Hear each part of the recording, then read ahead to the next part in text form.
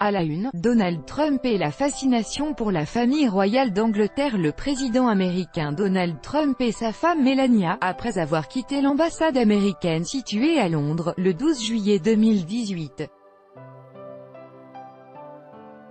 Reuters, Kevin Lamarck. La visite du président américain au Royaume-Uni est l'occasion pour la presse américaine de comparer le gouvernement de Downing Street avec celui de la Maison-Blanche. Dans une tribune publiée par le New York Times, le sociologue William Davis explique pourquoi il y a des points communs entre Donald Trump et certains partisans du Brexit.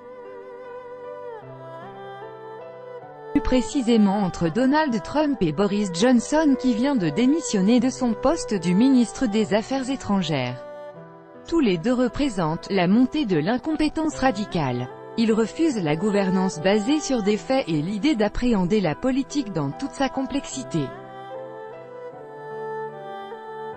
D'après l'auteur de la tribune, rien n'exprime mieux cette attitude que les propos élogieux tenus par Boris Johnson à l'égard du président américain. « J'admire Donald Trump et je suis de plus en plus convaincu qu'il y a une certaine méthode dans sa folie. Fou ou pas, le président américain est en tout cas fasciné par la famille royale, peut-on lire dans le Washington Post. Une fascination qui date d'il y a 20 ans et qui aurait aussi une connotation sexuelle. Dans son livre The Art of Comeback, Donald Trump a exprimé des regrets de ne jamais pu avoir courtisé Lady Diana. En tout cas, dans une interview accordée au tabloïd The Sun, le président se réjouit de rencontrer la reine Elisabeth II. Elle est une femme extraordinaire, explique le président qui, dans la même interview, tacle la première ministre Theresa May qui n'aurait pas suivi ses conseils concernant la gestion du Brexit.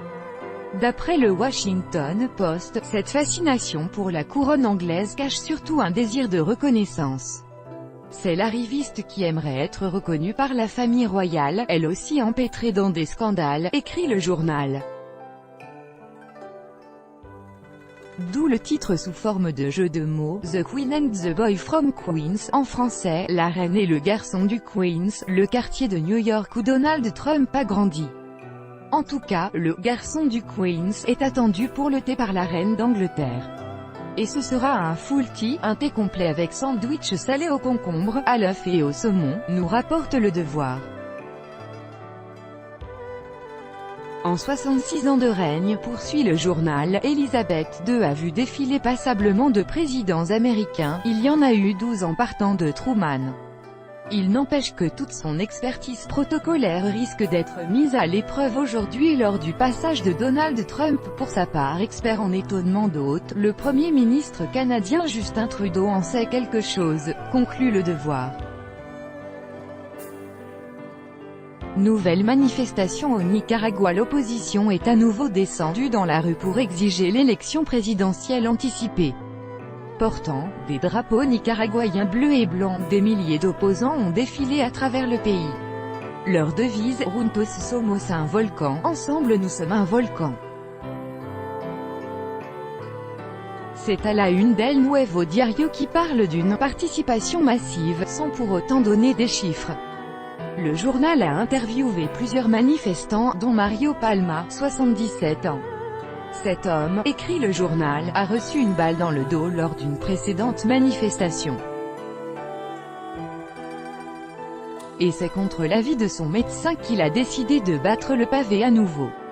Je n'ai pas peur, explique ce manifestant, je descends à nouveau dans la rue pour inciter les gens à manifester et à exercer une pression sur le gouvernement, afin qu'il s'en aille. Une autre manifestante, Mercedes Estrado, 73 ans, souhaite rendre hommage aux victimes et se montrer solidaire avec les mères qui ont perdu leurs enfants lors d'affrontements sanglants avec les policiers et paramilitaires. L'opposition estime que cette journée d'action a été un succès.